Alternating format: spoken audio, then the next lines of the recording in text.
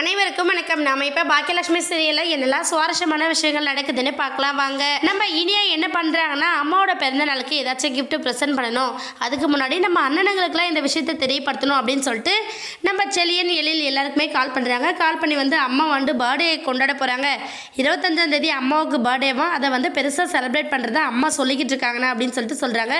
இதை கேட்டதுமே அவங்க எல்லோரும் ரொம்ப சந்தோஷப்படுறாங்க. ஏன்னா அம்மா இதுவரை பிறந்த நாள் கொண்டாடி நம்ம பார்த்ததே இல்லை. ஆக்சுவலாக அம்மாவோட பர்த்டேவை நாம் தான் செலிப்ரேட் பண்ணணும், இப்போ என்னடனா அம்மாவே செலிப்ரேட் பண்ணுறாங்கன்னா கண்டிப்பாக நம்ம அதை பங்கேற்றுக்கணும்ல அப்படின்னு சொல்லிட்டு ரொம்ப சந்தோஷத்தோடு இருக்காங்க.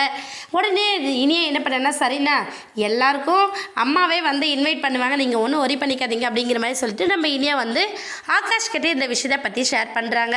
என் அம்மாவுக்கு பர்த்டே வருது, ஆகாஷ் நீயும் கண்டிப்பாக வரணும் அப்படிங்கிற மாதிரி நம்ம இனியா சொல்கிறாங்க. உடனே ஆகாஷ் அது எப்படி இனியா, உங்கள் அம்மா இருப்பாங்க, எங்கள் அம்மா இருப்பாங்க, உங்கள் குடும்பமே இருக்கும், நான் எப்படி வர முடியும் சொல்லு, என்னை இன்வைட் பண்ணாமல் நான் வந்தால் தப்பாயிடாதா அப்படிங்கிற மாதிரி ஆகாஷ் யோசிக்கிறாங்க.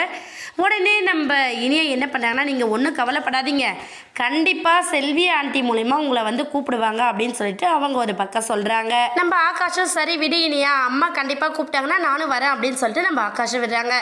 இன்னொரு பக்கம் நம்ம எழில் செல்லின்னா என்ன பண்ணுறாங்கன்னா, எழில் அமிர்தா கிட்ட சொல்கிறாங்க, அம்மாவுக்கு பர்த்டே பார்ட்டி நம்ம அம்மாவுக்கு ஏதாச்சும் ப்ரெசென்ட் பண்ணணும், நம்ம ப்ரெசென்ட் பண்ணுறதை பார்த்தா அம்மா ரொம்ப சந்தோஷப்படுவாங்க அப்படின்னு சொல்லிட்டு அவங்க பாக்கியாவுக்கே தெரியாத அளவுக்கு ஒரு பர்த்டே பார்ட்டியை பாக்கியா அரேஞ்ச் பண்ணுறதுனால கண்டிப்பாக பாக்கியா எதிர்பார்க்காத அளவுக்கு ஒரு சர்ப்ரைஸான கிஃப்ட்டை ரெடி பண்ணுறாங்க. அதே மாதிரி இன்னொரு பக்கம் நம்ம செலியனும் என்ன பண்ணுறது ஏது பண்ணுறது அப்படின்னு சொல்லிட்டு ரொம்ப கன்ஃபியூஸ்டாக இருக்காரு நம்ம செலியன் ஒரு பக்கம். ஆனால் ஜெனி என்ன பண்ணுறாங்கன்னா, ஆன்ட்டிக்கு என்ன பண்ணால் ஆன்ட்டி சந்தோஷமாக இருப்பாங்க அப்படிங்கிற மாதிரி நம்ம ஜெனி பாக்கியா பற்றி ரொம்ப நல்லா புரிஞ்சுக்கிட்டு இருக்காங்க. எல்லாரும் ஆளுக்கு ஒரு சர்ப்ரைஸோடு தான் நம்ம பாக்கியோட பர்த்டே பார்ட்டியில் கலந்துக்க போகிறாங்க.